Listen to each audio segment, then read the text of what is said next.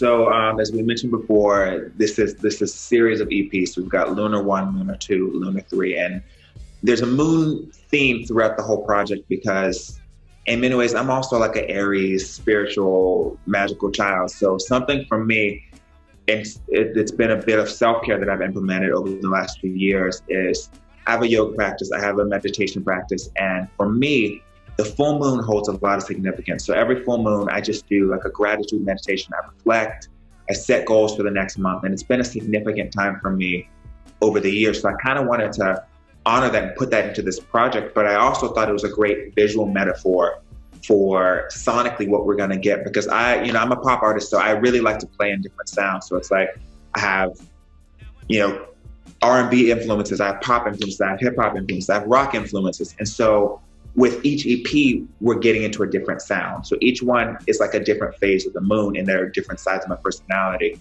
So with Lunar 3, the working title is Beautiful Love. So love is the theme of that EP.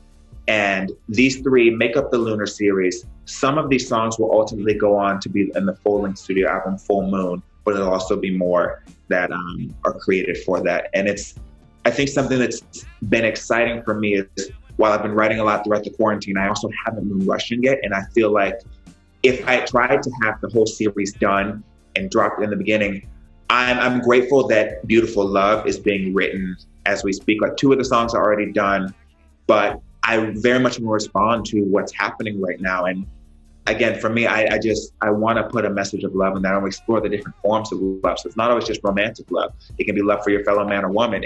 There's lots of different types of love. And so I'm excited to sort of really dive into that with this next phase of the series. So something that I've been so excited about with this project has been really diving into and embracing genre blending, because I think that really is the future. And it's also so indicative of actually my taste. I have a very eclectic taste. I mean, I love a little bit of everything. So I'll list off some of my favorite artists, and it's like, Prince, Beyonce, of course, I'm from Houston. I like Lana Del Rey. A lot of people are a little surprised when they hear I love Lana, but she's an amazing songwriter. There's so many places that I like to pull from. Frank Ocean. And I think that it's actually really exciting that we're now in the space that genre blending is so widely accepted, and it's emerging in a new way. And we've been seeing it over time, which has been exciting. I mean, if you go back to the 80s, Run DMC and Aerosmith, or I remember Jay-Z and Linkin Park, Numb Encore, even Lana Del Rey on her first record, it's this sort of like ethereal, like classic strings, but then also she loves Eminem. So there's like drop beats from hip hop. There's a little bit of character work. So we've been prepping it for some time. And then you have artists like, of course, Nicki Minaj, and also Beyonce. So Beyonce is amazing vocalist, known as an R&B pop act, but Beyonce is like a bona fide rapper now as well. And to see her really grow in her skill set and her bars like really come through has been exciting. And I think that it's nice because also I think if we really break it down, part of the reason we had such rigid genre lines in past was due to labels. It was also due to marketing, and it was also due to race relationships. They used to call Black music race records back in the day. I think it was the Billboard Awards used to have a category, Best Black Artist. So it didn't matter what the sound was, but Black was over here, segregated from everything else.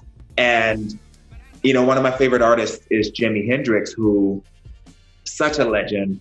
And he was really ahead of his time, because at that time in America, race lines were so, if you're this, you do this. If you're Black, you're soul. If you're white, you make rock music, even though rock music was started in the Black community, but that's a conversation for another time.